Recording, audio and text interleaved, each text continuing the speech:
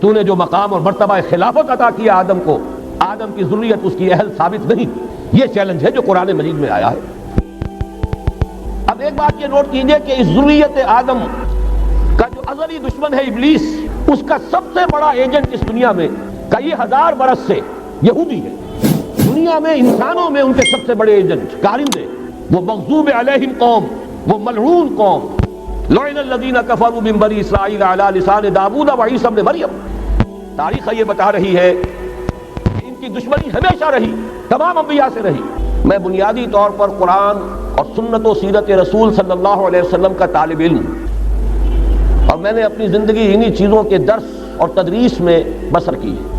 اس وقت بھی مجھے آپ کے سامنے قرآن حکیم کی 3 آیات اور نبی اکرم صلی اللہ علیہ وسلم کی 6 احادیث پیش کروں، اور چونکہ انداز میں درس کا رکھنا چاہتا ہوں اس لیے اکثر و بیشتر حضرات تک یہ 4 مرتبہ پہنچ چکا ہے کہ ان آیات اور احادیث کا متن بھی ان کے سامنے موجود رہے۔ سب سے پہلے اس میں 2 آیات ہیں سورہ صف کی، هو الذی بلکہ یریدون لیطفئوا نور اللہ بافواہہم واللہ متم نورہ ولو کرہ الکافرون هو الذی ارسل رسولہ بالہدی ودین الحق لیظہرہ علی الدین کلہ ولو کرہ المشرکون۔ صدق اللہ العظیم۔ یہ 2 آیات مبارکہ قرآن حکیم میں ایک تو سورہ صف میں وارد ہوئی ہیں جو میں نے ابھی تلاوت آپ کو کر کے سنائی۔ ان کی اہمیت کا اندازہ آپ اس سے کیجئے کہ بین ہی یہی 2 آیات، دوسری آیت جو کہ تو انہی الفاظ میں، پہلی آیت میں تھوڑا سا لفظی فرق اسی ترتیب کے ساتھ سورہ توبہ میں بھی وارد ہوئی۔ وہاں فرمایا یریدون ان یطفئوا نور اللہ بافواہہم ویابی اللہ الا ان یتم نورہ ولو کرہ الکافرون هو الذی ارسل رسولہ بالہدی ودین الحق لیظہرہ علی الدین کلہ ولو کرہ المشرکون۔ یریدون یہ لوگ ارادہ کیے ہوئے ہیں، تلے ہوئے ہیں۔ عام طور پر ترجمہ کر دیتے چاہتے ہیں، نہیں، چاہت سے بڑا اونچا معاملہ ہے ارادہ۔ یریدون یہ تلے ہوئے ہیں اس بات پر لیطفئوا نور اللہ بافواہہم کہ وہ اللہ کے نور کو اپنے منہ کی پھونکوں سے بجھا دیں، واللہ متم نورہ، اور اللہ کا اٹل فیصلہ ہے وہ اپنے نور کا اتمام فرما کر رہے گا، ولو کرہ الکافرون، کہ یہ کافروں کو کتنا ہی ناپسند۔ دوسری جگہ فرمایا یریدون ان یطفئوا نور اللہ بافواہہم ویابی اللہ الا ان یتم نورہ، یہ تلے ہوئے ہیں کہ اللہ کے نور کو اپنے منہ کی پھونکوں سے بجھا دے، اور اللہ کو ہرگز منظور نہیں ہے مگر صرف یہ کہ وہ اپنے دین کا، اپنے نور کا اتمام فرما کر رہے ہیں۔ یہاں یریدون کا فاعل کون ہے، کون تلے ہوئے ہیں؟ عام طور پر شاید ہم تمام کفار کو اس میں جمع کر جاتے ہیں، تعین کے ساتھ یہاں یہودی مراد ہے۔ سورہ صف اور سورہ توبہ دونوں میں اس سے قبل یہود کا تذکرہ ہے۔ یہودی تلا ہوا ہے، یہودیوں کا اٹل فیصلہ ہے کہ وہ اللہ کے نور کو اپنے منہ کی پھونکوں سے بجھائے گا۔ اس کو اچھی طرح نوٹ کر لیجئے کہ تاریخ انسانی میں خیر و شر کی جو کشمکش رہی ہے، ہمارا ایمان یہ ہے کہ اصل میں ایک طرف ابلیس اور اس کی ذریت ہے، صلبی بھی مانوی بھی، دوسری طرف اللہ کے رسول اور ان کے امتی رہے۔ ستیزہ کار رہا ہے ازل سے تا امروز، چراغ مصطفی سے شرار بولہبی، کشمکش جاری ہے۔ قرآن مجید میں 7 مقامات پر قصہ آدم و ابلیس ہے۔ اللہ سے اس نے مہلت مانگی قیامت تک کے لیے کہ مجھے مہلت دے کہ میں ثابت کر سکوں کہ آدم اور اس کی ذریت، اس کی نسل تیری وفادار نہیں رہے گی، میں انہیں گمراہ کر کے چھوڑوں۔ قرآن کا ہر طالب علم جانتا ہے اللہ نے اسے مہلت دی، اور اس نے پھر جو دھمکی دی تھی بار بار آیا ہے، میں آدم کی نسل کا اغوا کر کے رہوں گا، انہیں گمراہ کر کے رہوں گا، ان پر سامنے سے حملہ کروں گا، پیچھے سے حملہ کروں گا، دائیں سے حملہ آور ہوں گا، بائیں سے حملہ آور ہوں گا، اور تو دیکھے گا اے پروردگار کہ تو نے جو مقام اور مرتبہ خلافت عطا کیا آدم کو، آدم کی ذریت اس کی اہل ثابت نہیں۔ یہ چیلنج ہے جو قرآن مجید میں آیا ہے۔ اب ایک بات یہ نوٹ کیجئے کہ اس ذریت آدم کا جو ازلی دشمن ہے ابلیس، اس کا سب سے بڑا ایجنٹ اس دنیا میں کئی ہزار برس سے یہودی ہے۔ دنیا میں انسانوں میں ان کے سب سے بڑے ایجنٹ کارندے، وہ مغضوب علیہم قوم، وہ ملعون قوم، لعن الذین کفروا من بنی اسرائیل علی لسان داؤد و عیسی ابن مریم۔ تاریخ یہ بتا رہی ہے کہ ان کی دشمنی ہمیشہ رہی، تمام انبیاء سے رہی۔ حضرت مسیح علیہ السلام کو انہوں نے اپنے بس پر سے سولی پر چڑھایا۔ خود نبی اکرم صلی اللہ علیہ وسلم اور آپ کے صحابہ کے ساتھ جو معاملہ رہا، میں اس پر تاریخ اور سیرت بیان نہیں کر سکتا، صرف قرآن مجید کی گواہی دے رہا ہوں۔ لَتَجِدَنَّ أَشَدَّ النَّاسِ عَدَاوَةً لِلَّذِينَ آمَنُوا الْيَهُودَ وَالَّذِينَ أَشْرَكُوا۔ تمام انسانوں میں مسلمانوں کے بدترین دشمن یہودی اور مشرک۔ یہ یہودی میں چاہتا ہوں کہ تاریخ جو ہماری امت مسلمہ کی ہے اس کے حوالے سے ان کا جو بھی کردار رہا ہے اس پر ایک نظر ڈال لی۔ سب سے پہلے عبداللہ ابن سبا یہودی نے اسلام کا لبادہ اوڑھ کر مسلمانوں کو آپس میں ٹکرایا، الفتنۃ الکبریٰ۔ 1 لاکھ مسلمان ایک دوسرے کی تلواروں اور نیزوں سے ختم ہوئے۔ خلافت کی توسیع کا جو سیلاب چل رہا تھا، تھمتا نہ تھا کسی سے سیل رواں ہمارا، وہ آپس کی چپکلش سے، خانہ جنگی سے اس سیلاب کے آگے بڑھنے کی توسیع کا معاملہ ختم ہو۔ اس کے بعد تاریخ ایک عجیب حقیقت سامنے لاتی جس کی گواہی خود انہوں نے دی ہے۔ بن گوریان نے جو کتاب لکھی ہے اس میں تسلیم کیا، مسلمانوں کی مہربانی، ایک رؤوف اور رحیم رسول کی امتی ہونے کے ناطے ان میں شفقت اور رحمت، جیسے اللہ تعالیٰ نے حضور سے کہا قرآن میں 2 مرتبہ، اے نبی آپ کی رافت اور شفقت سے یہ کافر اور منافق فائدہ نہ اٹھانے پائیں، یا ایھا النبی جاہد الکفار والمنافقین واغلظ علیہم، ان پر سختی۔ لیکن یہ کہ حضور کا اپنا ایک مزاج تھا، شفقت، رحمت للعالمین بنا کر بھیجے گئے، اسی کا عکس تھا صحابہ کرام میں۔ سب سے پہلا سہارا جو انہیں ملا ہے 550 برس کے بعد انہیں یروشلم میں داخلے کی اجازت حضرت عمر نے دی ہے رضی اللہ تعالیٰ عنہ، ورنہ 70 عیسوی میں جب ٹائٹس نے یروشلم کو برباد کیا، ہیکل سلیمانی کو مسمار کیا، 1,33,000 یہودی ایک دن میں قتل کیے،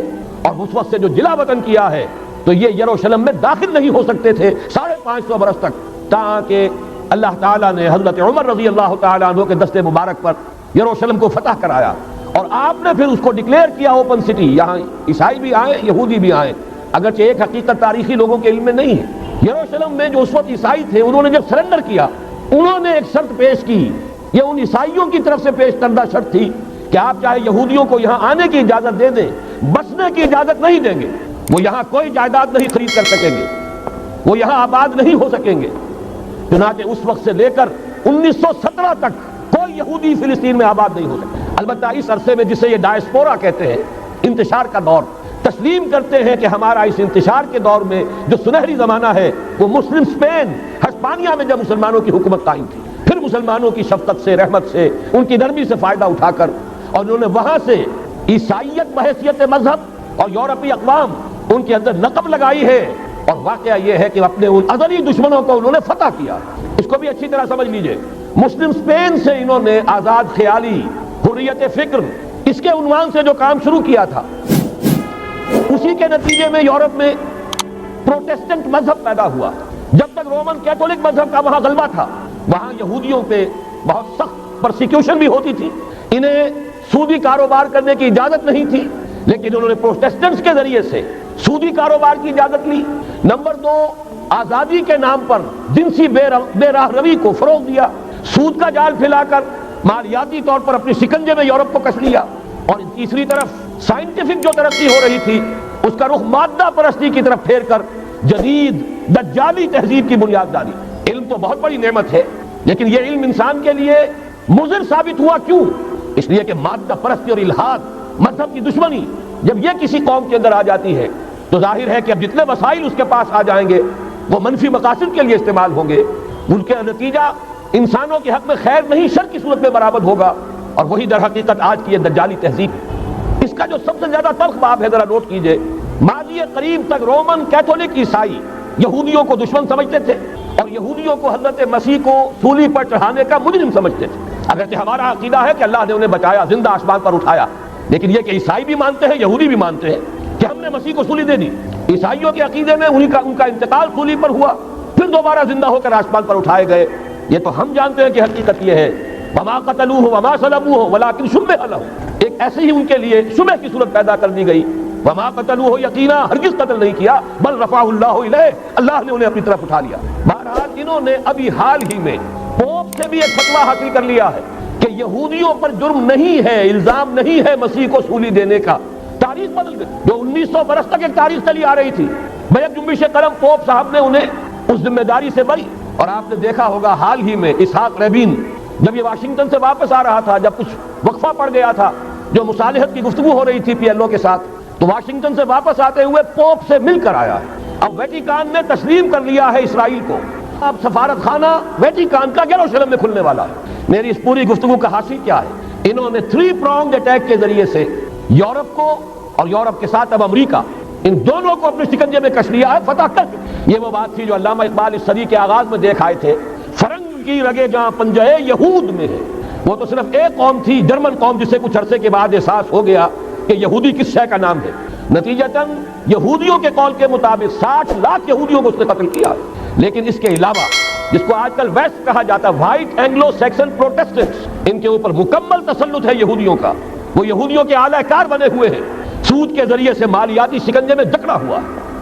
فیڈرل ریزرو فنڈ جتنا بھی امریکہ کا ہے یہ سرکاری بینک نہیں ہے، یہودیوں کے نجی ادارے ہیں، اور دنیا کی سب سے بڑی مقروض حکومت جو ہے وہ امریکہ کی ہے، یہودی قرض خواہ ہے، اور امریکہ کی حکومت ان کی مقروض ہے۔ اسی لیے کہا ہے نکسن نے اپنی کتاب میں کہ کوئی پریزیڈنٹ نہیں ہے امریکہ کا جو یہودیوں کی رائے کے خلاف چل سکے۔ اس نے یہ بات کہہ دی اور لکھ دی، کھل کر لکھ دی اپنی کتاب میں لکھ دی۔ بہرحال اس کے ضمن میں جو انہیں آخری کامیابی حاصل ہوئی، اعلان بالفور 1917، یہودی آباد ہونے شروع ہو گئے، اور اصل میں اسی کے لیے خلافت کو منسوخ کرایا گیا۔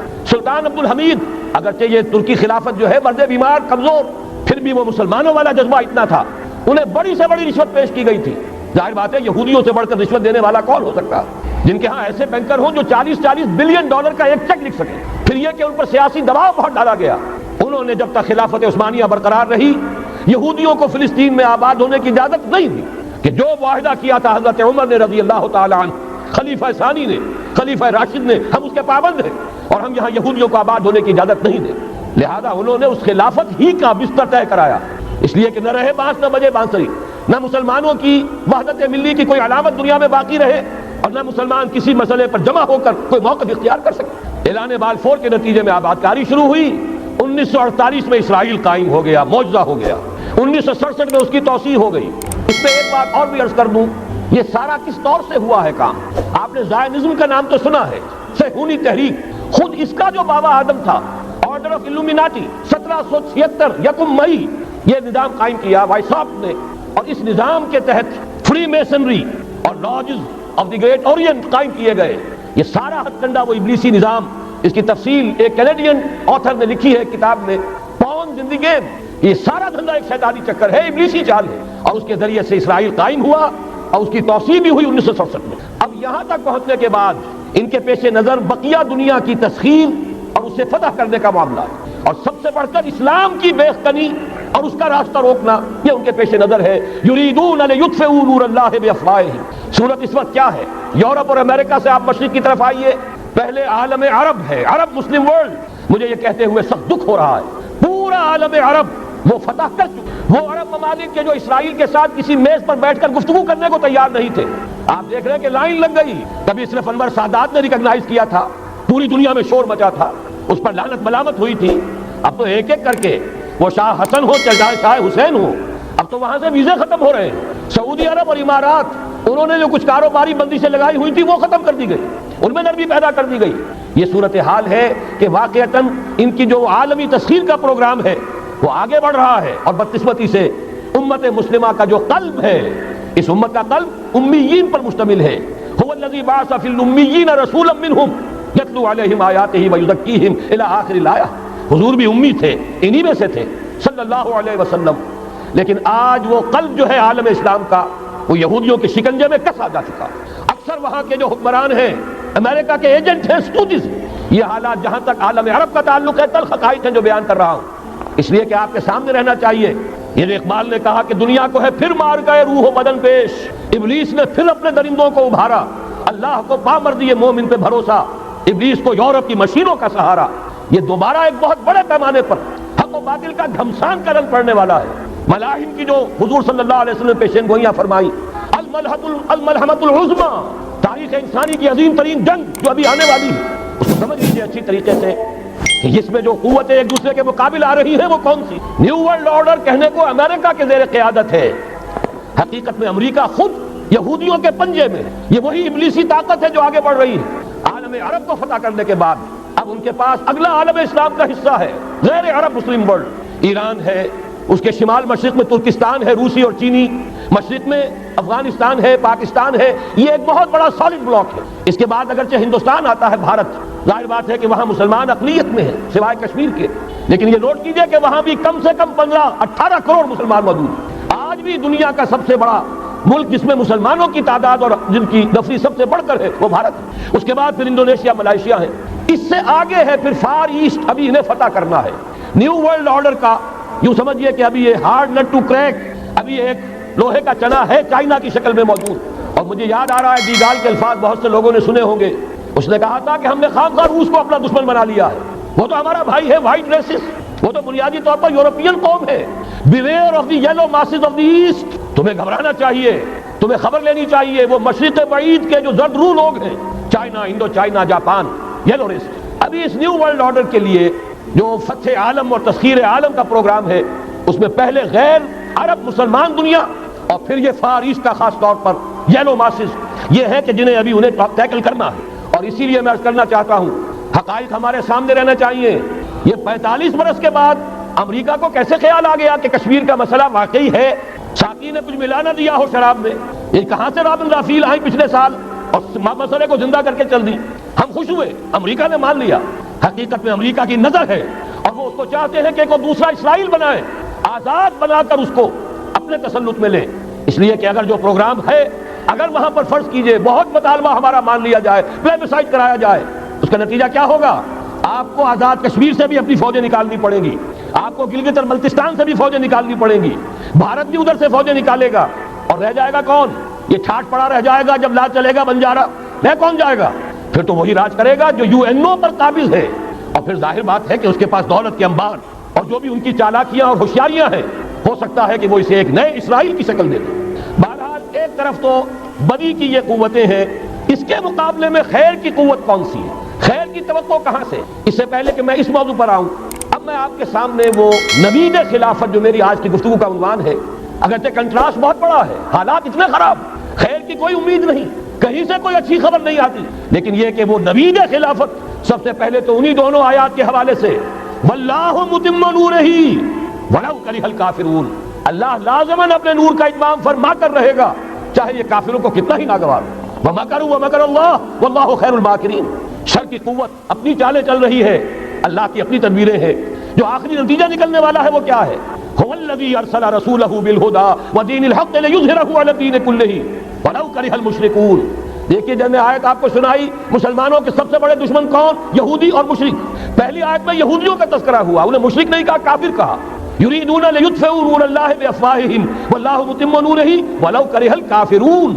اگلی آیت میں اب آیا، اللہ نے تو اپنے رسول صلی اللہ علیہ وسلم کو بھیجا ہی اس لیے ہے، اس قطعی فیصلے کے ساتھ بھیجا ہے، الہدا، کتاب ہدایت، ہدایت کاملہ قرآن مجید دے کر، دین حق، نظام عدل، عدل و قسط، نظام عدل اجتماعی، سچا دین، سچا نظام دے کر بھیجا تاکہ غالب کریں اسے کل کے کل دین پر، پورے نظام زندگی پر، ولو کرہ المشرکون، چاہے یہ مشرکوں کو کتنا ہی ناگوار ہو۔ یہ بات تو ہو کر رہے گی، اور اس کو نوٹ کر لیجئے کہ چونکہ حضور کی بعثت ہوئی پوری نوع انسانی کے لیے، وما ارسلناک الا کافۃ للناس بشیرا ونذیرا، جب تک پوری نوع انسانی پر اللہ کا دین غالب نہ ہو جائے، اس آیت مبارکہ میں اللہ کا جس فیصلہ کا اعلان کیا گیا ہے گویا کہ ابھی وہ پورا نہیں ہوا، ہونا ہے۔ اسی لیے کہا تھا اقبال نے، وقت فرصت ہے کہاں، کام ابھی باقی ہے، نور توحید کا اتمام ابھی باقی ہے، کل روئے عرضی پر، کل عالم انسانیت پر اللہ کا دین غالب ہو کر رہے۔ اس کی پھر نوید جو اور سورہ نور میں آئی ہے، اگر آپ کے پاس یہ ہے موجود، 4 ورقہ نکال لیجئے، متن کو دیکھیے۔ خلافت کا وعدہ، حدیث مبارک ہے حضرت نعمان بن بشیر، یہ آیت جو ہے یہ سورہ نور کی ہے، وعد اللہ الذین آمنوا منکم وعملوا الصالحات، مسلمانوں تم میں سے جو لوگ ایمان اور عمل صالح کا حق ادا کر دیں گے، دعا کیجئے اللہم ربنا اجعلنا منہم، اللہ ہمیں اس کی توفیق دے، اللہم وفقنا لہذا، اللہ ہمیں اس کی توفیق عطا فرما۔ لیکن اگر تم یہ کر دو گے تو اللہ کے 3 وعدے ہیں، لَيَسْتَخْلِفَنَّهُمْ فِي الْأَرْضِ كَمَا اسْتَخْلَفَ الَّذِينَ مِن قَبْلِهِمْ، انہیں زمین میں خلافت عطا کرے گا لازماً، جیسے کہ ان سے پہلوں کو عطا کی تھی۔ یاد کر لیجئے وہ آیت سورہ صاد کی، یا داؤد انا جعلناک خلیفۃ فی الارض، جیسے حضرت داؤد حضرت سلیمان کو خلافت اور حکومت عطا کی، ایسے ہی مسلمانوں تمہیں عطا کرے۔ وَلَيُمَكِّنَنَّ لَهُمْ دِينَهُمُ الَّذِي ارْتَضَىٰ لَهُمْ، اور ان کا وہ دین اسلام جو اللہ نے ان کے لیے پسند کر لیا ہے، اسے تمکن، غلبہ عطا کرے گا۔ وَلَيُبَدِّلَنَّهُم مِّن بَعْدِ خَوْفِهِمْ أَمْنًا، اور وہ بدل دے گا خوف کی حالت کو امن کی حالت سے۔ یہ 3 وعدے اصل میں ایک ہی ہیں، مسلمانوں کو خلافت عطا ہو جائے، ظاہر بات ہے دین کا غلبہ ہوگا، دین کا غلبہ ہو گیا، مسلمانوں کی حکومت ہو گئی، مسلمانوں کے لیے کوئی اندیشہ نہیں، خوف نہیں۔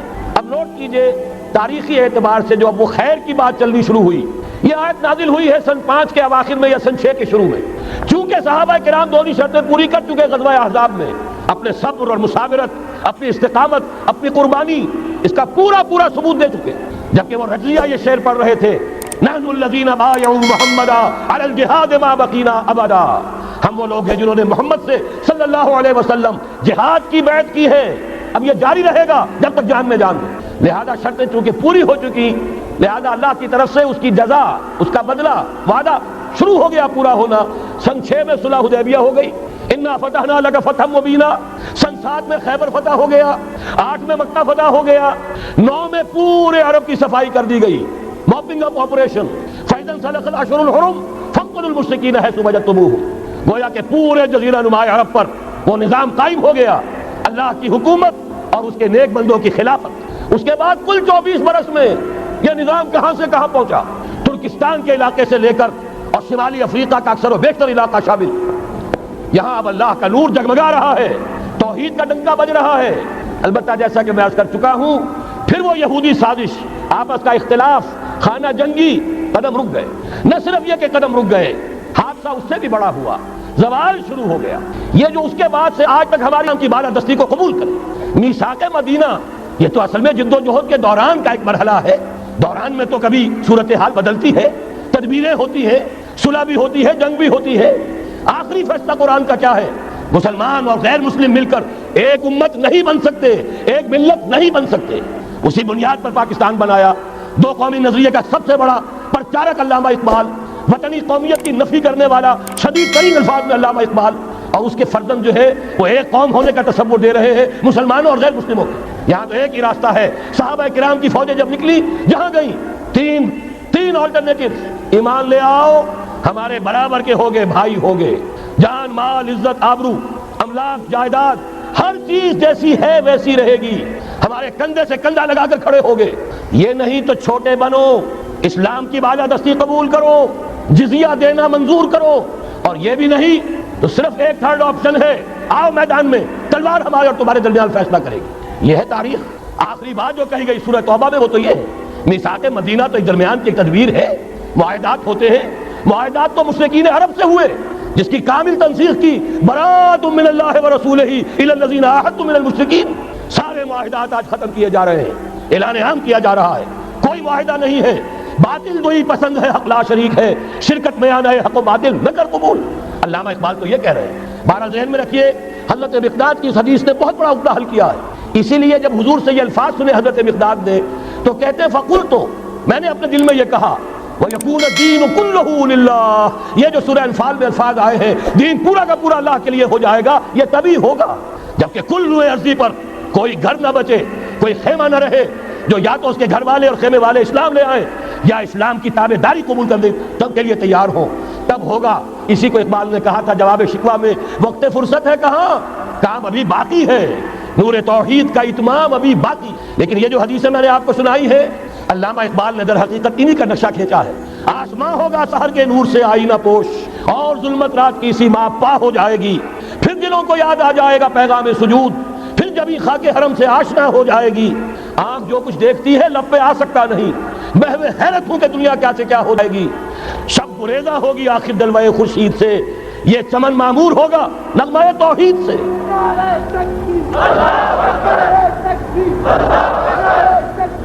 میں نے اس پر جو عنوان قائم کیا ہے، کل جہاں معمور ہوگا نغمہ توحید سے، یہ پورا کا پورا عالم کرۂ ارضی جگمگا اٹھے گا۔ اشرقت الارض بنور ربہا، وہ نور رب کا جب اطمینان ہوگا پوری یہ زمین اس سے چمک اٹھے گی۔ یہ ہے وہ پیشین گوئیاں۔ اب میں آپ کو بتانا چاہتا ہوں کہاں سے ہوگا۔ موٹی سی بات یہ ہے، پہلے خلافت علی منہاج النبوہ کا نظام قائم ہوا، کل روئے ارضی پر ایک دم نہیں ہو گیا۔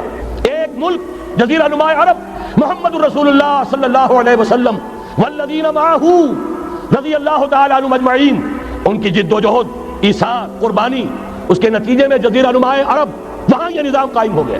پھر پھیلا، پھر توسیع ہوئی، 3 لشکر نکلے تھے، مشرق مغرب شمال۔ شمال میں اوشیائے کوچک ترکی کا علاقہ، مشرق میں خراسان تک، مشرق میں یہ ماوراء النہر تک، مغرب میں بحر اوقیانوس تک۔ دشت و دشت ہیں، دریا بھی نہ چھوڑے ہم نے، بحر ظلمات میں دوڑا دیے گھوڑے ہم نے۔ اب بھی یہی ہوگا، کسی ایک جگہ سے ہوگا۔ یہ میں اب آپ کو بتانا چاہتا ہوں کہاں سے ہوگا۔ پہلے اس کے جو شواہد ہیں وہ سمجھ لیجئے، پھر حدیثیں میں سامنے لاؤں گا۔ میں نے عرض کیا تھا کہ مغرب سے یہ سیلاب نیو ورلڈ آرڈر کا چلا، جو کہ در حقیقت یہودیوں کا مالیاتی نظام ہے۔ اس مالیاتی شکنجے میں انہوں نے یورپ امریکہ کو جکڑا ہوا ہے۔ اس کے بعد ان کی فتوحات کا دائرہ عالم عرب ان کے شکنجے میں آ چکا۔ ابھی آپ نے خبریں پڑھی ہوں گی، اب تو ہزاروں فنڈامنٹل سعودی عرب میں گرفتار ہو رہے ہیں، علماء گرفتار ہو رہے ہیں۔ یہ ساری حکومتیں جو امریکہ کے ایجنٹوں پر مشتمل ہیں، در حقیقت یہی سب سے پہلے اپنے ہاں کے جو مسلمان ہیں جنہیں یہ کہتے ہیں کہ یہ فنڈامنٹلسٹ ہیں، سب سے پہلے تشدد ان کی طرف سے ہوگا۔ بہرحال اب اس سے آگے ہے عالم اسلام کا وہ حصہ جس میں میں اور آپ بھی ہیں، یہ غیر عرب عالم اسلام، ایران سے شروع ہو کر پھر افغانستان جو حضور کے زمانے میں خراسان کہلاتا تھا، یہ پورا افغانستان، کچھ تھوڑا سا حصہ ایران کا، کچھ تھوڑا سا حصہ روسی ترکستان کا، کچھ حصہ پاکستان کا، یہ سب حضور کے زمانے میں خراسان کہلاتا تھا۔ اس کے ضمن میں جان لیجئے اب یہ نیوکلیس بننے والا ہے، یہاں سے خلافت کا آغاز ہو کر رہے گا۔ اس کے شواہد کیا ہیں؟ پہلی بات نوٹ کیجئے، ختم نبوت کے بعد سارا سلسلہ مجددین کا ہے رحمہم اللہ۔ 1000 برس تک سارے مجدد عالم عرب میں پیدا ہوئے۔ 11ویں صدی سے یہ صنم خانہ ہند مجددین کی آماجگاہ، مجدد الف ثانی رحمت اللہ علیہ 11ویں صدی ہجری یا الف ثانی، اسی کے دوسرا 1000 سال وہیں سے شروع ہوا۔ کہاں کے رہنے والے تھے؟ 12ویں صدی کے مجدد اعظم شاہ ولی اللہ دہلوی، 13ویں صدی میں سید احمد بریلوی اور ان کے ساتھی شہید شاہ اسماعیل شہید، 14ویں صدی میں شیخ الہند اسیر مالٹا، انگریز سے ٹکرا جانے والا۔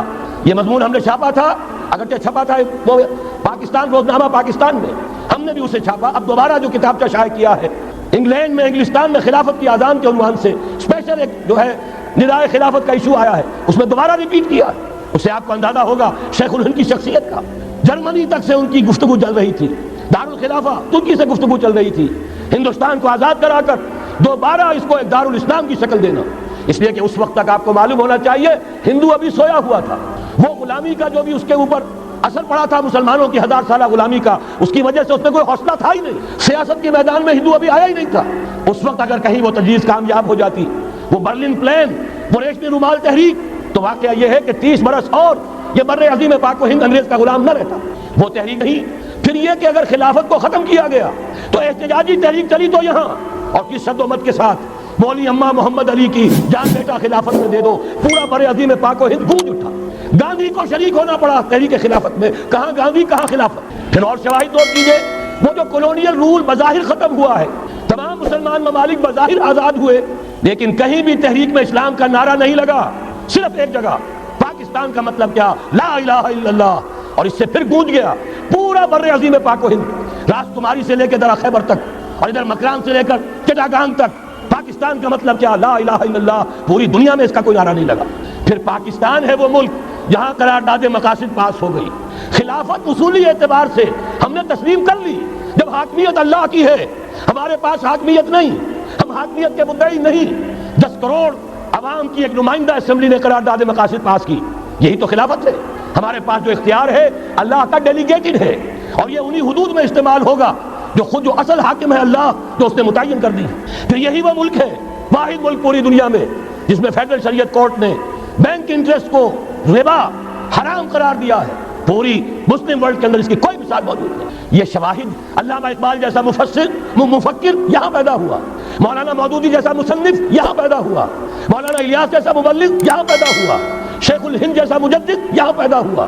پورے عالم اسلام میں اس کی کوئی مثال موجود نہیں۔ اور میں تو ایک اور بات کی طرف کہتا ہوں، اللہ کے معاملات بڑے عجیب ہیں۔ یہ جو جنگیں ہونے والی ہے، یہ جو خیر و شر کا مارکا دنیا کو ہے، پھر مارکا ہے روح و بدن پیش، تہذیب نے پھر اپنے درندوں کو ابھارا، اللہ کو پامردی مومن پہ بھروسہ، ابلیس کو یورپ کی مشینوں کا سہارا۔ یہ جو ابھی مارکا گرم ہونے والا ہے، پہلا حصہ میں آپ کو بتا چکا، شیطان، اس کا ایجنٹ یہودی، ان کے سب سے بڑے کارندے زائنسٹ، ان کے جو اس وقت اعلی کار ہیں west, white Anglo Saxon Protestants, جو امریکہ کی زیر سرکردگی نیو ورلڈ آرڈر لے کر چلے ہیں، جو حقیقت میں نیو ورلڈ آرڈر ہے۔ دوسری طرف دیکھیے، ذرا غور کیجئے، ایک حدیث نبوی ہے، ما انزل اللہ من داء الا انزل له دواء، اللہ نے کوئی ایسا مرض پیدا نہیں کیا جس کی دوا پیدا نہ کی ہو۔ اسرائیل 1948 میں قائم ہو رہا ہے، پاکستان 1947 میں وجود میں آیا۔ 1 سال پہلے، جیسے ماں کی چھاتی میں اللہ دودھ پہلے پیدا کر دیتا ہے، بچے کی ولادت بعد میں ہوتی ہے، یہ قانون قدرت ہے۔ اسی طریقے سے توڑ اس کا در حقیقت اسرائیل کا توڑ ہے جو پاکستان کی شکل میں وجود میں آیا۔ یہ دوسری بات ہے کہ ہم بھٹک گئے، منزل کا سراغ بھول گئے، ہم آ کر دولت کے پھندوں میں، اور سب سے بڑھ کر یہ کہ جو متروکہ جائیداد کے لالچ، ہم اس میں پڑ گئے، بھول گئے یہ پاکستان کس لیے بنایا تھا، بھٹک گئے۔ بہرحال میں ان شواہد کی بنا پر یہ یقین رکھتا ہوں، پورا ترکش بیلٹ، سلسلہ مجددیہ 10 نقشبندیہ کے ساتھ یہ پورا سلسلہ افغانستان سے چلیے ترکستان سے چل کر ترکی تک پورا یہ جو نان عرب ورلڈ ہے، نان عرب مسلم ورلڈ، وہ سلسلہ مجددیہ حضرت احمد سرہندی رحمۃ اللہ علیہ، گردن نہ جھکی جس کے جہانگیر کے آگے، جس کے نفس گرم سے ہے گرمی آرات، یہ انہی کا سلسلہ ہے جو پورے ٹرکش بیلٹ میں آپ کو نظر آئے گا۔ پھر شاہ ولی اللہ جیسا مفکر۔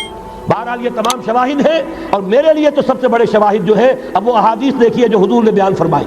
جب یہ معرکہ گرم ہوگا، ایک حدیث ہے حضور فرماتے ہیں، ابن ماجہ کی روایت ہے حضرت عبداللہ ابن حارث رضی اللہ تعالیٰ عنہ سے، یخرج ناس من المشرق یؤتون للمہدی یعنی سلطان ہی۔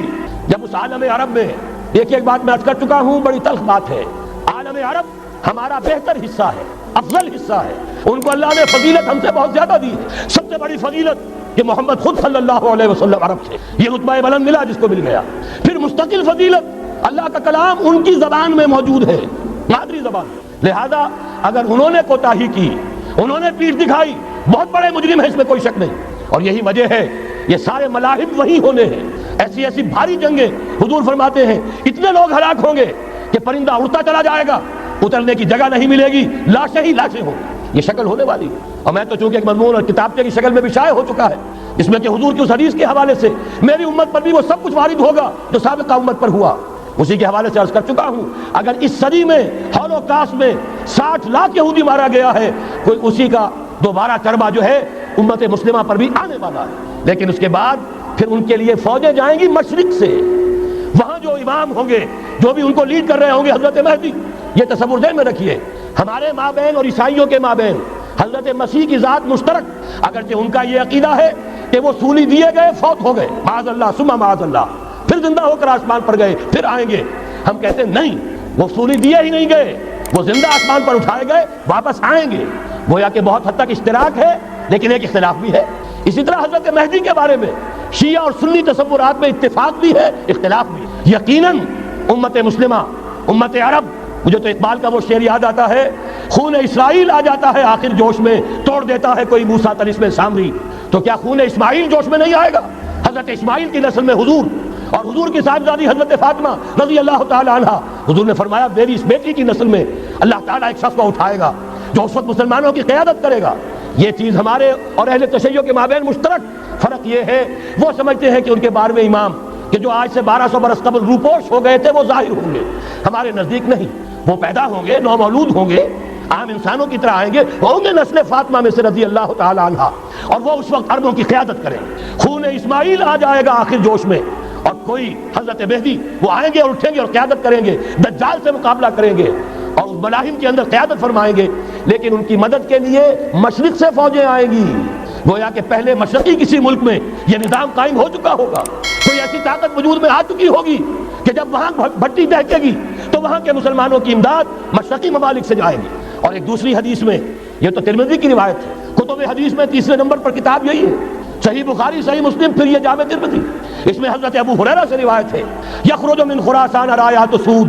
خراسان میں بتا چکا ہوں حضور کے زمانے کا خراسان، افغانستان، کچھ حصہ پاکستان کا، کچھ روسی ترکستان کی آزاد ریاستیں جو ابھی ہوئی ہیں، تھوڑا سا حصہ ایران کا، یہ خراسان بزرگ، دی اولڈ گریٹر خراسان، یہاں سے فوجیں چلیں گی، سیاہ علم برآمد ہوں گے، اور کوئی طاقت انہیں روک نہ سکے گی، ان کا منہ پھیر نہ سکے گی، یہاں تک کہ وہ ایلیا حضور کے زمانے میں یروشلم کا نام تھا، یہاں تک کہ ایلیا میں جا کر نصب ہو جائے۔ گویا کہ یہ جو ہمارے ہاتھ سے نکلا ہے قبضے سے، پہلے بھی عربوں کے ہاتھوں سے نکلا تھا بیت المقدس، یروشلم، عرب واپس نہیں لے سکے تھے، کرد خون صلاح الدین ایوبی اس نے واپس لیا، عربوں میں دم نہیں رہا تھا، عیاشیوں کی وجہ سے کھوکھلے ہو چکے تھے۔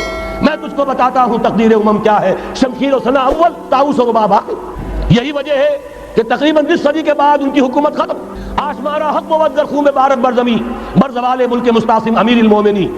یہ ہوا کہ نہیں ہوا؟ جبکہ آئے ہیں تاتاری ہورڈز، اور جنہوں نے کہ آخری خلیفہ بنو عباس اسے محل میں سے نکالا، ایک کھال کے اندر لپیٹ کر اور اپنے گھوڑوں کے سونوں تلے کچل دیا، عرب معزول کر دیے گئے تھے۔ لیکن اب دوبارہ عربوں کو جب سہارا ملا ہے، لیکن اب بھی انہوں نے کہیں اسلام قائم نہیں کیا، کوئی روس کا غلام رہا، کوئی امریکہ کا غلام رہا، کسی نے اس کا ساتھ دیا، کسی نے اس کا ساتھ دیا، تہذیب ہے تو مغربی، تمدن ہے تو مغربی، وضع میں تم ہو نصارہ تو تمدن میں ہنود، یہ مسلمان ہیں جنہیں دیکھ کے شرمائے یہود۔ یہی معاملہ جب ان کا ہوا تو اب اللہ تعالیٰ کی طرف سے قائم کیا جائے، یہ ہے واحد علاج، اور اسی کے لیے للکارنے کے لیے، اسی کے لیے دعوت دینے کے لیے ہم نے اس تحریک خلافت پاکستان کا آغاز کیا۔ تنظیم اسلامی نے اپنے لیے ہدف معین کیا ہے نظام خلافت علی منہاج النبوہ کا قیام، پہلے پاکستان میں اور پھر کل نوع عرصی پر۔ اب میں چند منٹوں میں آپ کو بتاؤں گا کہ وہ نظام ہے کیا۔ دیکھیے اس موضوع پر میں پاکستان کے تقریباً تمام بڑے شہروں میں اکثر جگہ 3 دن 2 گھنٹے کی تقریر کر چکا ہوں۔ سیاسی نظام کیا ہے، معاشی نظام کیا ہے، سماجی نظام کیا ہے، خلافت اب قائم ہوگی تو بہرحال 1400 برس قبل کی خلافت اور آج کی خلافت، وقت کے دریا میں بہت سا پانی گزر گیا ہے، اصول وہی کے ہوں گے، فنڈامنٹل وہی کے ہوں گے، تفصیلی خاکہ بنے گا اس زمانے کے تقاضوں کے مطابق۔ تو میرے وہ تقریریں ویڈیو کی شکل میں، آڈیو کی شکل میں، اردو میں، انگریزی میں، شکاگو میں 20 گھنٹے کا پروگرام پچھلے سال ریکارڈ کرا کے آیا۔ اللہ کا فضل ہے کہ وہ پھیل رہا ہے معاملہ۔ اب مغرب میں اذان خلافت بلند ہو رہی ہے، اس کا تذکرہ میں بعد میں کروں گا۔ بہرحال وہ تو تفصیلی بات ہے، یہاں میں چند منٹوں میں صرف الجبرا کے اصولوں کی طرح چند باتیں بتا رہا ہوں۔ جو بھی آپ کا آج نظام ہے 3 شرطیں پوری کر دیجئے وہ خلافت بن جائے گا سیاسی اور دستوری اعتبار سے۔ نمبر 1 حاکمیت اللہ کی، اور اللہ کا شکر ہے یہ ہم کر چکے۔ اللہ جزائے خیر دے جنہوں نے محنت کی تھی، اللہ جزائے خیر دے جنہوں نے وہ تحریک اٹھائی تھی مطالبہ دستور اسلامی، اور پھر جنہوں نے مدد کی تھی، اللہ تعالیٰ انہیں جزائے خیر دے۔ بہرحال وہ اب ہمارے دستور کا حصہ ہے، حاکمیت اللہ کی۔ البتہ اگلا قدم ہم آج تک نہیں اٹھا سکے، اس حاکمیت کا ظہور کیسے ہوگا؟ آپ کے دستور میں یہ طے کر دیا جائے کتاب و سنت ہر شے سے بالا تر ہے، دستور سے بھی بالا، عدالتی قوانین سے بالا، پارلیمنٹ سے بالا، سینٹ سے بالا، صدر سے بالا، سپریم کورٹ سے بالا، ہائی کورٹ سے بالا، ہر شے سے بالا کتاب و سنت۔ جب تک یہ نہیں ہوتا قرارداد مقاصد کی حیثیت ایسی ہے کہ جیسے آپ سینما ہال کے اوپر آگے جو ہے قرآن مجید کا کوئی کتبہ لگا دیں، اس کے سوا کچھ نہیں۔ یہ بھی غنیمت ہے کہ قرارداد مقاصد پاس ہوئی، اصل شرط یہ ہے کتاب و سنت کی ٹوٹل بالادستی۔ اور یہ بڑی کڑوی گولی ہے، عوامی تحریک جب تک نہیں چلے گی، لوگ جب تک اپنی خون کی ندیاں نہیں بہا دیں گے، یہ کڑوی گولی حلق سے اترنے والی نہیں۔ یہ IJI کی حکومت میں نہیں اتری، اسلام کے نام پر اقتدار میں آئے، اسلام کے نام پر ISI نے IJI بنوائی، اسلام کے نام پر انہیں ووٹ ملے، 2/3 کی اکثریت ملی۔ اس کے باوجود شریعت کی بالادستی کا ایکٹ، شریعت کی بالادستی کی دستور کے اندر ترمیم پاس نہیں کرائی گئی۔ معلوم ہوا اوپر زبردست کا ٹھینگا ہے، امریکہ کے سب پرستار ہیں، سب ڈرتے ہیں، سب کے لیے سب کو نظر آتا ہے بالآخر جو ہے اسی کے پاس جانا ہوگا، چاہے وہ نواز شریف ہو اور چاہے وہ بے نظیر ہو۔ ایک کھلم کھلا ہے، اور اب تو میں کہتا ہوں نواز شریف بھی کھلم کھلا ہے۔ آج کے اس دور میں انہوں نے اسلام کا نام کبھی نہیں لیا، اس سے تو بالکل تائب، بس صرف فرق یہ رہ گیا ہے بے نظیر کھلم کھلا بھی مذاق اڑا لیتی ہے اسلامی سزاؤں کا، اسلامی قوانین کا، یہ اس پر ذرا خاموش ہے۔ لیکن یہ کہ اپنی تحریک میں ہمارے بہت سے جو سیاسی قائدین ہیں مسلمانوں کے، کتنے بیانات آپ نے پڑھے ہوں گے، ذرا اسلام کا نام لے دیں ہم ساتھ ہو جائیں گے۔ مولانا سمیع الحق صاحب کا بیان آیا، ذرا اسلام کی بات کرے تو ہمارے اور بہت سے علماء اور ہمارے طارق صاحب جو ہیں انہوں نے بھی کہا کہ میں ہم ساتھ آ جائیں گے۔ لیکن یہ کہ بڑا پکا ثابت ہوا نواز شریف اسلام کا نام نہیں لیا۔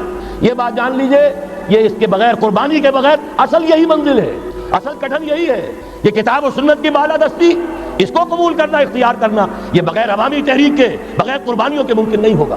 بہرحال دوسری بات یہ، اور تیسری بات، کسی غیر مسلم کو نظام خلافت میں قانون سازی میں شریک نہیں کیا جا سکتا۔ جس قانون کی بنیاد کتاب و سنت، جو نہ کتاب کو مانے نہ سنت کو مانے، اس کا اس ملک کی قانون ساز اسمبلی میں جانے کا مطلب کیا ہے؟ ان کی علیحدہ اسمبلیاں ہوں، ان کے جو حقوق ہیں مائنورٹیز کی حیثیت سے ان کی گارنٹی دی جائے، ان کی جان، مال، عزت، آبرو کا پورا تحفظ، ان کی پوری مذہبی آزادی، ان کی عبادت گاہوں کی پوری ضمانت، ان کی حفاظت کی، ان کا پرسنل لا ہو، سب کچھ ہوگا۔ قانون سازی میں غیر مسلم شریک نہیں ہو سکتا، نظام خلافت کی اعلیٰ ترین سطح کی پالیسی بنانے میں غیر مسلم شریک نہیں ہو سکتا۔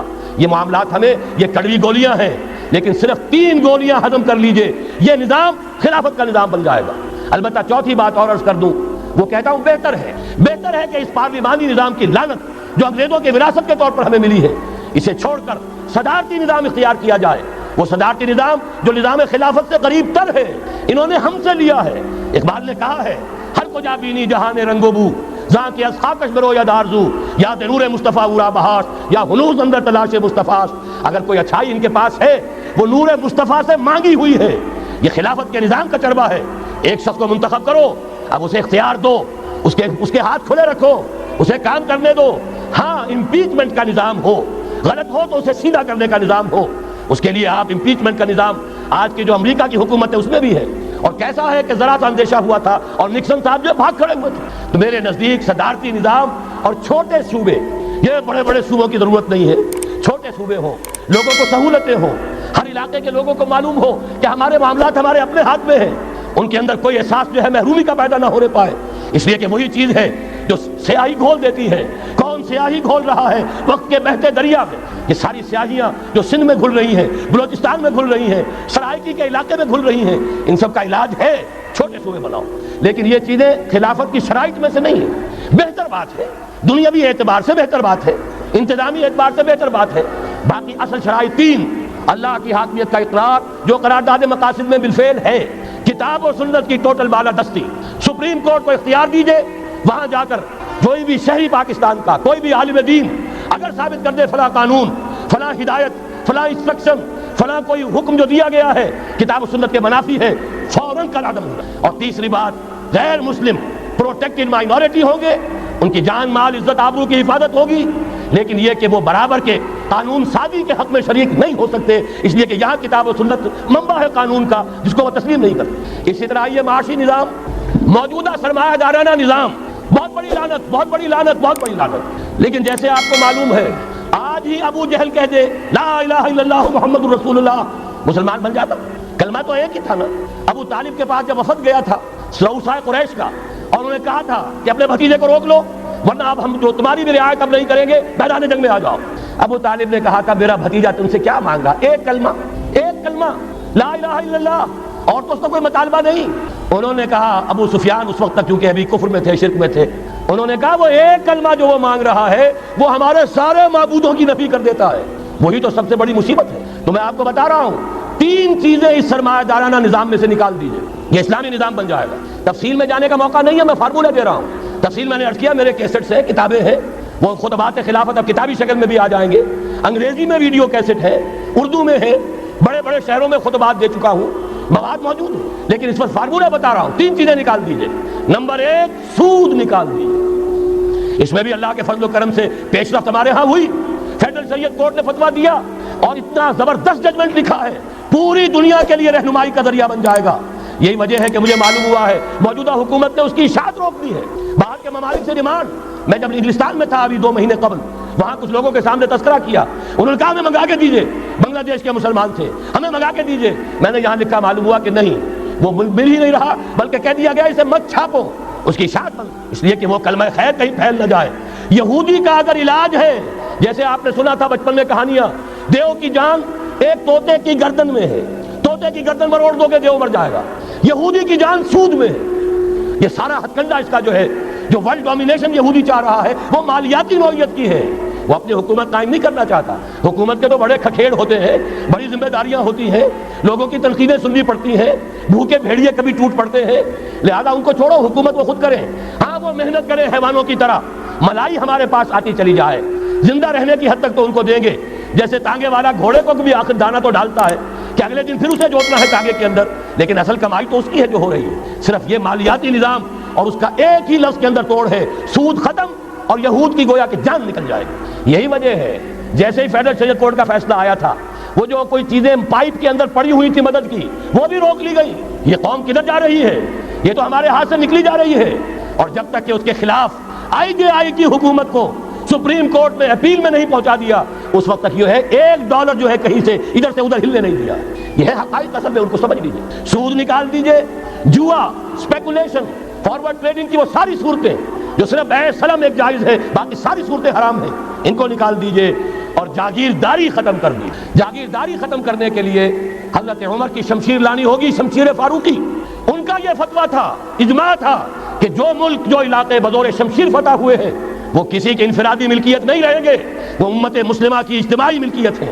کوئی انچ زمین، اسی وجہ سے ہمارے ہاں فرق ہے، خراجی اور عشری زمین ملکیت ہی ہوتی ہے، اس میں سے ایک مسلمان جس کی ملکیتی زمین ہے، اس کا وہ 10واں حصہ یا 20واں حصہ پیداوار کا دے کر فارغ، اور جو خراجی زمین ہوتی ہے وہ کسی کی ملکیتی نہیں ہوتی، وہ تو مسلمانوں کی ہے، نظام خلافت کی ہے۔ جو کام کر رہا ہے، چاہے مسلمان ہو چاہے غیر مسلم ہو، وہ کاشت کرے گا، آدھا اس کا ہے، آدھا ریاست کا ہے، بیت المال کا ہے۔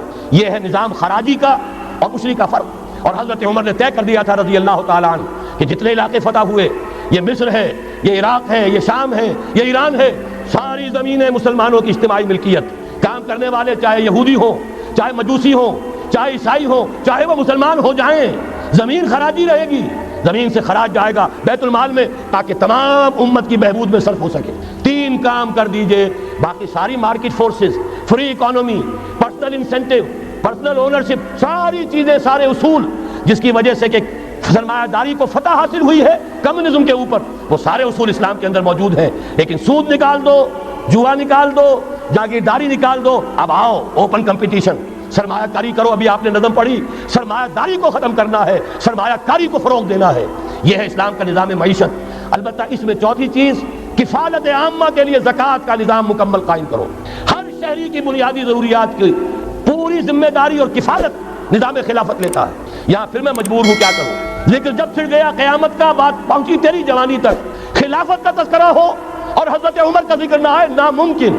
خلافت کا نظام, جیسے آپ کہتے ہیں کہ گلاب کا پھول پورا کھلا ہوا ہے, للی ان بلوم, خلافت کا نظام پورا کھلا ہوا حضرت عمر کے دور میں نظر آتا ہے. اسی وقت کہا تھا حضرت عمر نے رضی اللہ تعالی عنہ کہ اگر دجلہ و فرات کے کنارے کوئی کتا بھی بھوکا مر گیا تو قیامت کے دن عمر ذمہ دار ہوگا. اور جانور تک کا معاملہ ہے. مجوسی کو دیکھ لیا تھا, بوڑھے کو, ایک کہ جو بھیک مانگ رہا تھا, وہاں کے عامل اور گورنر سے ایکسپلینیشن کال کی, یہ بھیک کیوں مانگ رہا ہے؟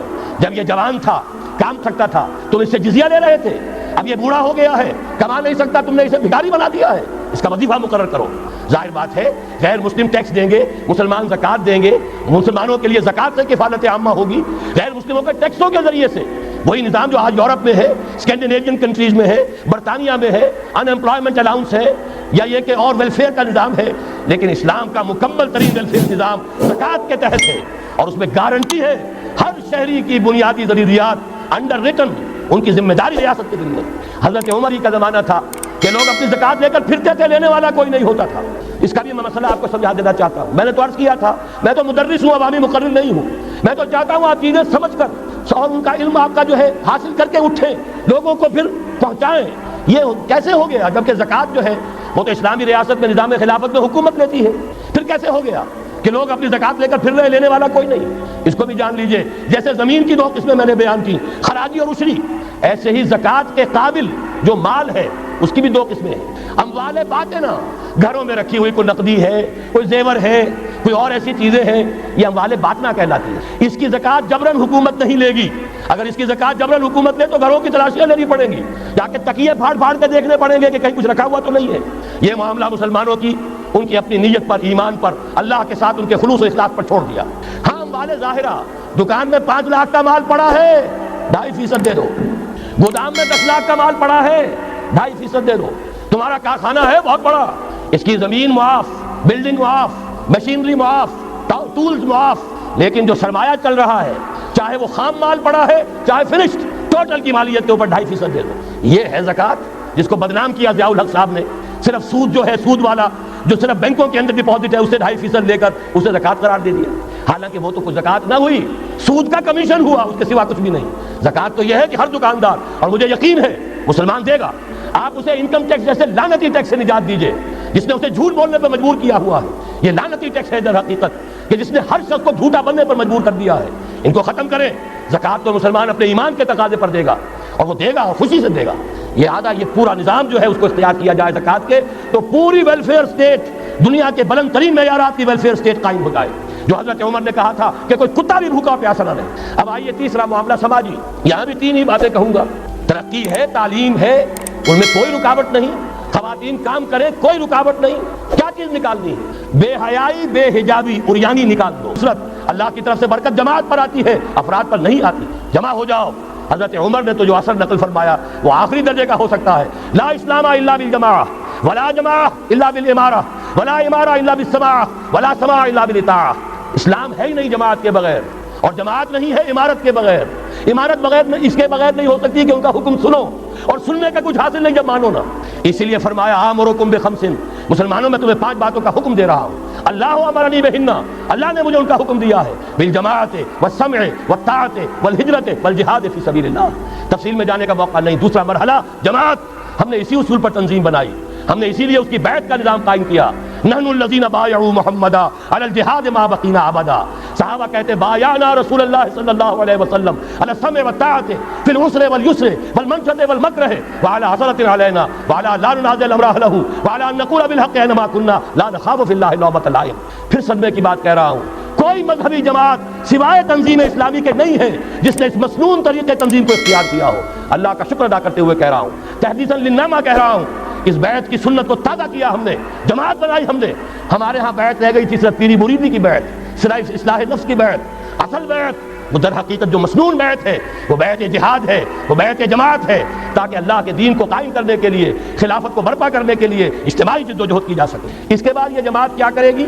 وَلْتَكُن مِّنكُمْ أُمَّةٌ يَدْعُونَ إِلَى الْخَيْرِ وَيَأْمُرُونَ بِالْمَعْرُوفِ وَيَنْهَوْنَ عَنِ الْمُنكَرِ۔ انتخابات نہیں لڑے گی، کسی کو کندھا دے کر اوپر نہیں پہنچائے گی، پھر اس کی ٹانگ گھسیٹ کر نیچے نہیں گرائے گی۔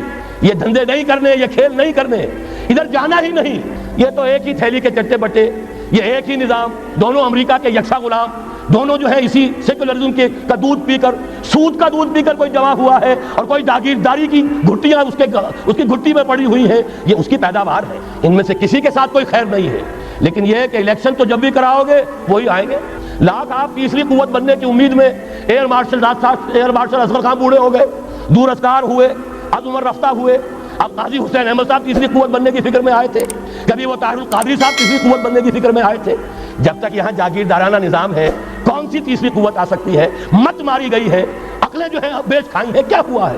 کبھی تو آخر ہوش آنا چاہیے۔ یہ وہی آئیں گے، ایک لغاری نہیں دوسرا لغاری، ایک مداری نہیں دوسرا مداری، یہ تو وہی آئیں گے، انہی کا کھیل ہے۔ ایک بہت بڑا تمندار سر جمال خان لغاری، اس کا پوتا آج ہے آپ کا صدر۔ ایک اور بہت بڑا تمندار، دونوں سر تھے، سر شاہ نواز بھٹو، اس کی پوتی وزیر اعظم۔ یہ تو ان کا جو ہے میوزیکل چیئرز کا گیم ہے۔ تم نے خامخواہ جا کر اپنے آپ کی اپنی عزت کا بھی ڈھیلا کرایا، اپنی جو ہے وہ اوقات ضائع کیے ہیں۔ اس کی بجائے کرنا کیا ہے؟ نہیں عن المنکر، بدی سے روکو۔ جب تک طاقت نہیں ہے کافی، طاقت فراہم کرتے رہو، جمع کرو۔ اعدوا لهم ما استطعتم، اپنی نفری بڑھاؤ، تربیت بڑھاؤ، ایثار اور قربانی کا مادہ بڑھاؤ، نظم کی پابندی کا جذبہ بڑھاؤ، بڑھاتے رہو بڑھاتے رہو۔ با نشہ درویشی در ساز و دما دم زن، چون پختہ شوی خدرا بر سلطنت دم زن۔ جب طاقت کافی ہو جائے اب میدان میں آؤ، للکارو، کہو اب نہیں چلنے دیں گے اس حرام کام کو، نہیں چلنے دیں گے اس ملک میں سود کو، نہیں چلنے دیں گے اس ملک میں جاگیرداری کو، نہیں چلنے دیں گے یہاں بے حیائی اور فحاشی کو۔ گھیراؤ کریں گے، پکیٹنگ کریں گے، کسی کی جان اور مال کو نقصان نہیں پہنچائیں گے، اداروں کا گھیراؤ ہوگا، ان تمام چیزوں کی برائیوں کا استحصال ہوگا، پھر گولیاں چلے سینوں پر کھائیں گے۔ اللہ وہ دن لائے اور ہمیں اس کے لیے اہل بنائے۔ شہادت ہے مطلوب و مقصود مومن، نہ مال غنیمت نہ کشور کشائی، اس کے سوا کوئی راستہ نہیں ہے۔ اس کے بغیر جو بھی خواب دیکھتا ہے جنت الحمقاء میں رہتا ہے، یا اپنے آپ کو دھوکہ دے رہا ہے، یا دوسروں کو دھوکہ دے رہا ہے، اور کوئی امکان نہیں ہے۔ ایک ہی راستہ ہے، اگر محمد الرسول اللہ اور ان کے ساتھیوں کو انہی وادیوں میں سے گزرنا پڑا، اگر طائف کا پتھراؤ محمد الرسول اللہ کو اپنے جسم اطہر پر جھیلنا پڑا، دندان مبارک محمد الرسول اللہ کے شہید ہوئے، خون کا فوارہ ان کا چھوٹا، سینکڑوں صحابہ جن میں حضرت حمزہ جیسے بھی ہے، اسد اللہ و اسد الرسول، جن کی لاش کا نقشہ ابھی آپ نے سنا، ناک کٹی ہوئی ہے، کان کٹا ہوا ہے، پیٹ چاک کر کے کلیجہ چبایا گیا ہے۔ حضور کو جو صدمہ ہوا ہے، مدینے جب واپس گئے ہیں، انصار کے گھروں سے عورتوں کے بین کرنے کی آوازیں آئیں، اس وقت تک حرمت نہیں ہوئی تھی، اور عربوں کا رواج تھا جیسے ہمارے ہاں دیہات میں جس طرح خواتین نوحے کرتی ہیں، بین کرتی ہیں، اس وقت تک وہاں ان کے ہاں بھی رواج تھا، تو وہاں ہو رہا تھا۔ 70 صحابہ شہید ہوئے تھے، وہ کوئی ہر شہید کسی کا بیٹا تھا، کسی کا شوہر تھا، کسی کا بھائی تھا، کسی کے ساتھ کوئی اور رشتہ تھا، پورا مدینہ جو ہے ماتم کدا بنا ہوا تھا۔ اس وقت حضور کی زبان سے بھی الفاظ نکل گئے، اما حمزہ تو فلا بواکی لہو، ہائے حمزہ کے لیے تو کوئی رونے والیاں بھی نہیں۔ تب انصار نے اپنے گھروں سے بھیجا خواتین کو، حضرت صفیہ رضی اللہ تعالی عنہا کے ہاں، وہاں جاؤ اور تعزیت کرو۔ یہ ساری وادیاں ہیں جو طے کی ہیں محمد الرسول اللہ والذین معہ۔ سفر تبوک ہوا ہے جسے جیش العسرہ کہا گیا ہے، ایسا مرحلہ بھی آیا ہے، 3 مجاہدین کو 24 گھنٹے کے راشن میں ایک کھجور ملی، ایک کھجور، 24 گھنٹے کا راشن۔ ان لوگوں نے یہ قربانیاں دی ہیں، اس کے بغیر نہیں ہوگا۔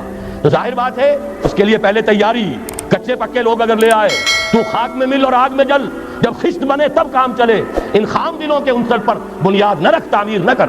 یہ تو پختگا خام ہے جب تک تو ہے مٹی کا ایک انبار، تو پختہ ہو جائے تو ہے شمشیر بے زنہار تو۔ وہ پختہ ہو جائے اب ٹکر مول لو، آگے بڑھو، للکارو، آنکھوں میں آنکھیں ڈالو، باطل کا مقابلہ کرو، اس کے استحصال کے لیے اپنی جانیں قربان کر دینے کو سب سے بڑی کامیابی سمجھو۔ یہی واحد راستہ ہے، اس کے سوا جب وہ مرحلہ آ جائے گا، اللہ کرے کہ وہ آئے، اور میں اب اس وقت تو بیان نہیں کر سکتا، وقت بہت ہو گیا ہے۔ میری جو ایک کتاب چھپ چکی ہے سابقہ اور موجودہ مسلمان امتوں کے کا ماضی حال اور مستقبل آنے والی جو حالات ہیں ان کا ایک نقشہ میں نے بیان کیا جو احادیث نبویہ میں آیا ہے. میرا اندازہ یہ ہے کہ معاملہ زیادہ دور کا نہیں ہے، بلکہ ہمارے لیے تو نہ دور کا ہے نہ دیر کا ہے، انشاءاللہ یہیں سے ہوگا. بس صرف یہ ہے کہ فریب خوردہ شاہی اور بھٹکا ہوا آہو جو ہے اسے پھر اپنی منزل یاد آ جائے. کبھی بھولی ہوئی منزل بھی یاد آتی ہے راہی کو، اور بھٹکے ہوئے آہو کو پھر سوئے حرم لے چل. اس کے لیے وہ رہنمائی درکار ہے. آپ میں سے ہر شخص رہنما بن کر اٹھے، اس دعوت کا مبلغ بن کر اٹھے، جیسے کہ حضور نے اپنے خطبے کے آخر میں فرمایا تھا فَلْيُبَلِّغِ الشَّاهِدُ الْغَائِبَ. اب جو یہاں موجود ہیں وہ اپنا فرض سمجھیں کہ دوسروں کو پہنچائیں گے. اس حوالے سے یہ ہے کہ ہمارا لٹریچر، ہمارے ویڈیوز، آڈیوز وہ ہم ہر میدان میں موجود ہے، چیزیں لیجیے، استعمال کیجیے. اب میں چند آپ کے سامنے اور آپ کی تائید کے لیے مطالبات رکھ رہا ہوں. پہلا مطالبہ یہ ہے، یہ جلسہ عام اگر آپ کو یہ سب سن لیجیے، منظور ہو تو ہاتھ اٹھائیے گا، تائید کیجیے گا. وہ آج کے ریزولوشن کی حیثیت سے یہ اس کو پیشائع کیا جائے گا. یہ جلسہ عام حکومت پاکستان اور حزب اختلاف دونوں سے پرزور مطالبہ کرتا ہے کہ قرارداد پاکستان کی روشنی میں قرآن و سنت کی مکمل اور غیر مشروط بالادستی کا بلا تاخیر اعلان کیا جائے اور ان کے لیے ضروری دستوری ترمیم کا فوری اہتمام کیا جائے. ہم یہ صرف حکومت سے نہیں کہہ رہے، حزب اختلاف کو بھی کہہ رہے ہیں. خدا کے لیے ہوش کے ناخن کو، تم کون سا پیکج دے رہے ہو اور تم کون سی شرائط منظور کروا رہے ہو؟ اصل اس ملک کی جو نجات ہے وہ اس میں. یہ قافلہ رکا کھڑا ہے تو اس جگہ رکا کھڑا ہے، اس کو طے کرو. یہ کڑوی گولی، اور یہ ظاہر بات ہے اب تو حکومت کرنا چاہے تو نہیں کر سکتی، اپوزیشن کرنا چاہے تو نہیں کر سکتی. ان سے وہ 8ویں ترمیم نہیں ختم ہو رہی کسی سے. لہذا اس کے لیے اگر اتفاق کرنا ہے، اتحاد کرنا ہے، اس پر کرو. نمبر 2، جو تاریخی فیصلہ دیا تھا فیڈرل شریعت کورٹ نے، اس کے خلاف جو اپیل دائر کی گئی ہے سپریم کورٹ میں، وہ واپس لی جائے. اس ملک کے اندر سے سود فوراً ختم کیا جائے. یہاں کے سود خوروں کو، حرام خوروں کو 1 پیسہ سود کا آئندہ نہ دیا جائے، طے کر دیا جائے. نعرہ تکبیر! نعرہ تکبیر! اگر ہم اپنے ملک میں ختم کر دیں گے، ہم تمہارے ساتھ ہیں. اگر ہم اپنے ملک میں ختم کر دیں گے، بس خاکسار ہاتھ بڑھاؤ، خاکسار ہاتھ بڑھاؤ. اگر ہم اپنے ملک میں ختم کر دیں تو باہر بھی ہم کہنے کے قابل ہیں. ہمارے دین کا معاملہ ہے، ہم اس میں کوئی کمپرومائز نہیں کر سکتے. اور ہمارے دین کا ہمیں حکم یہ ہے کہ مقروض کو مہلت ملنی چاہیے. ہم تمہارے قرضے دیں گے اگر ہمیں مہلت ہوئی اور ہمارے پاس ہوا، لیکن یہ کہ سود کا 1 پیسہ نہیں دے، یہ ہم طے کر سکتے ہیں. اللہ تعالیٰ ہمیں اس کی ہمت دے، توفیق عطا فرمائے.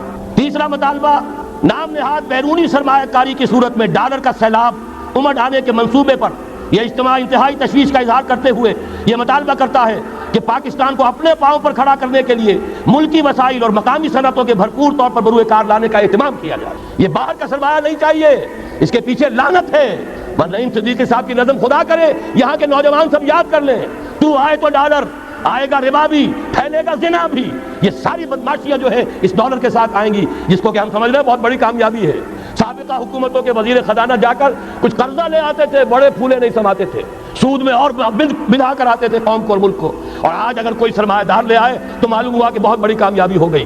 اور یہاں کے سرمایہ داروں پر پابندیاں، یہاں کے صنعت کاروں کے اوپر پابندیاں، یہ ساری صورتحال جو ہے یہ ایک انقلاب کا تقاضا کرتی ہے. نمبر 4، یہ اجلاس حکومت سے مطالبہ کرتا ہے کہ ٹیلی ویژن پر عریانی و فحاشی کے فروغ کی پالیسی پر ہم گہری تشویش ظاہر کر رہے ہیں اور مطالبہ کرتے ہیں کہ سعودی عرب، دیکھیے جہاں سے ہمیں جو خیر ملے گا اس کا ذکر کریں گے، جہاں جو خرابی ہے وہ اپنی جگہ ہے. سعودی عرب اور ایران 2 ملک ہیں جنہوں نے اپنے ہاں یہ dish antenna, star T V وغیرہ کے اوپر پابندی لگائی ہوئی ہے. تو ہم کیوں نہیں لگا سکتے؟ کیوں ہم نے اپنے دروازے آسمان کھول دیے ہیں؟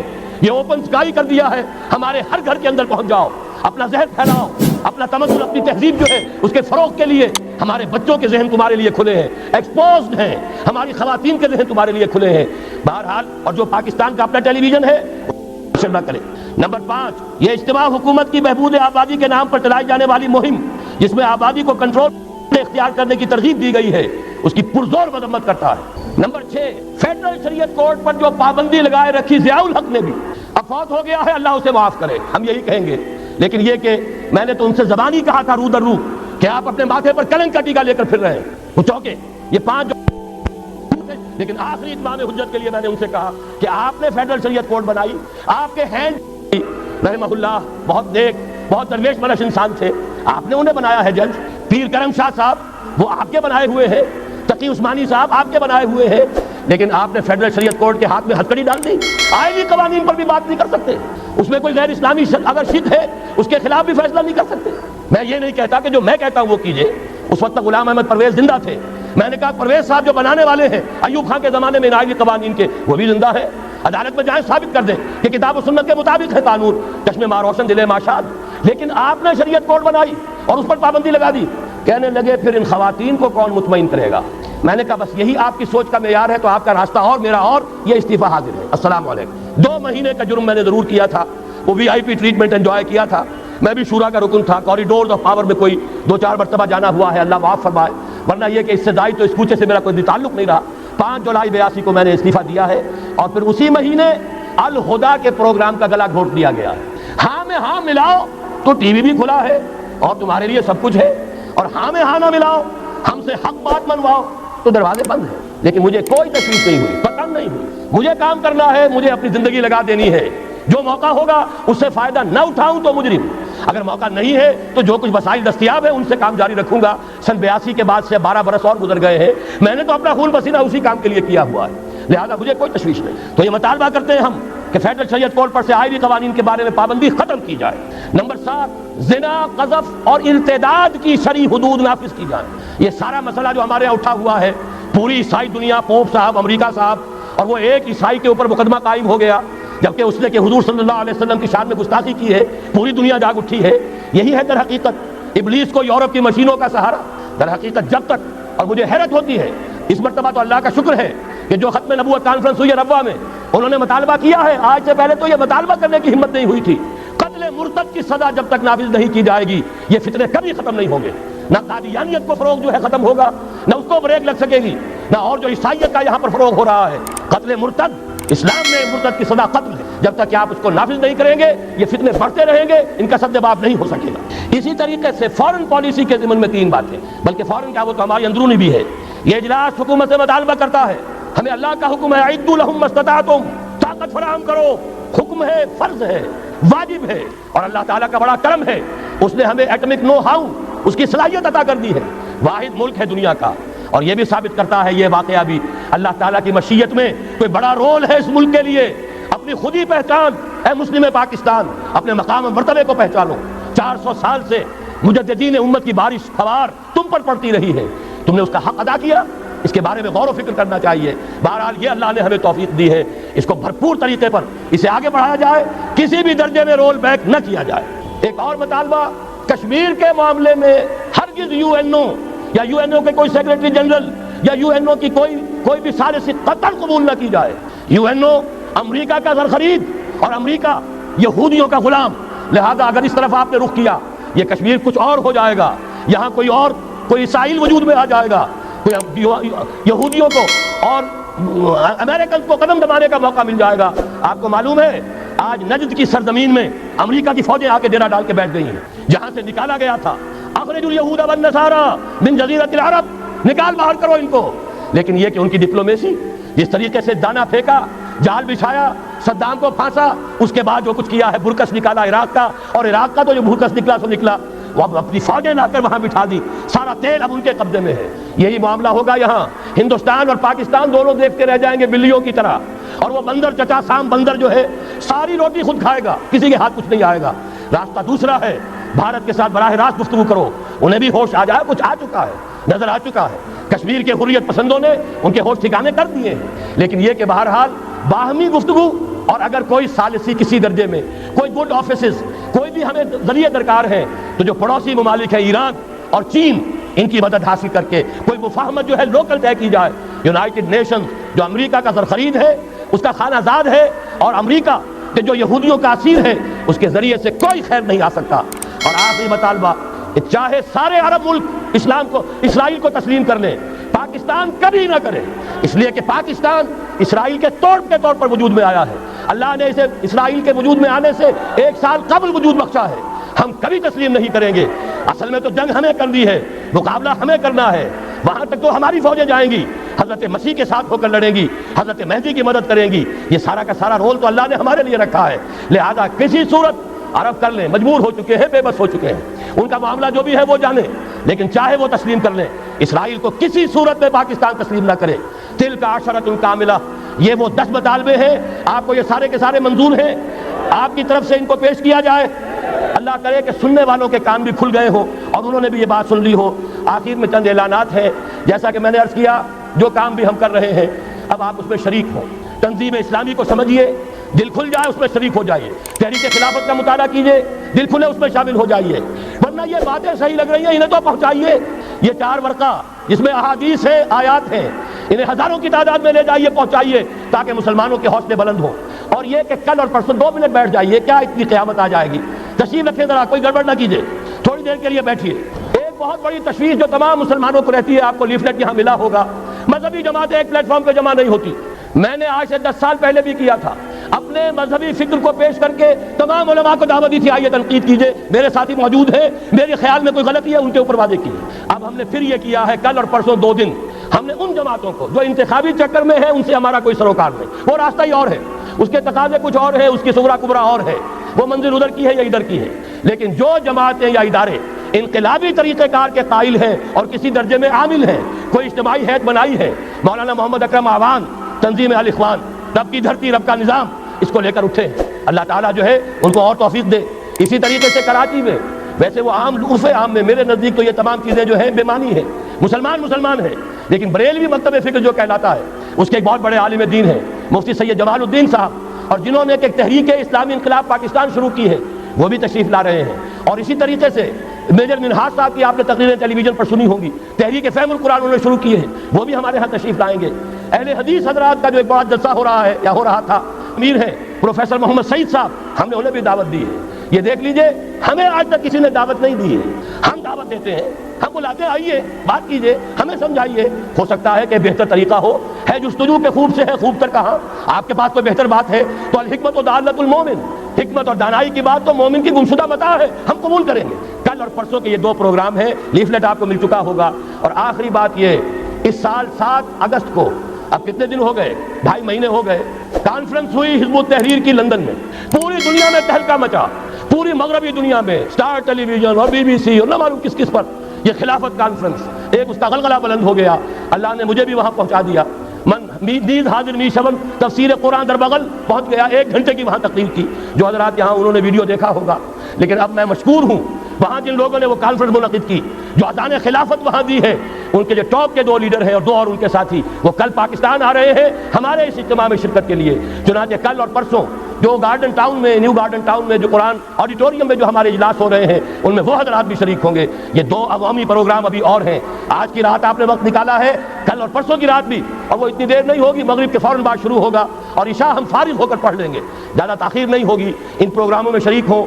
اور واقعہ یہ ہے کہ 7 اگست 1994 کی یہ لندن کی عالمی خلافت کانفرنس، میں سمجھتا ہوں کہ یہ بہت بڑا تاریخی واقعہ ہے، پوری دنیا میں غلغلہ بلند ہوا ہے۔ اس کا ہم نے ندائے خلافت کا خصوصی شمارہ شائع کیا ہے، ابھی کیا ہے چند دن کے اندر جب ہمیں معلوم ہوا کہ وہ لوگ بھی آ رہے ہیں۔ اس کانفرنس کے اوپر جو تبصرے ہوئے انگریزی پریس میں، اس کی کچھ جھلکیاں تصویری، وہ سب کے سب جو ہے وہ کتابی شکل میں ندائے خلافت کا ایک خصوصی شمارے کی حیثیت سے باہر موجود ہے، جو حضرات بھی لینا چاہیں وہ لے سکتے ہیں۔ ان چیزوں کو لے کر لوگوں تک پہنچائیے، کم سے کم آج کا پیغام تو لوگوں تک پہنچانے کا کام شروع کر دیجئے۔ کیا عجب کہ جنہیں آپ کے ذریعے سے بات پہنچ جائے، ان کی زندگیوں میں انقلاب آ جائے، پھر جو خیر بھی ان کے ذریعے سے وجود میں آئے گا، اس میں آپ کا کھاتہ بھی اللہ کے ہاں کھلا رہے گا۔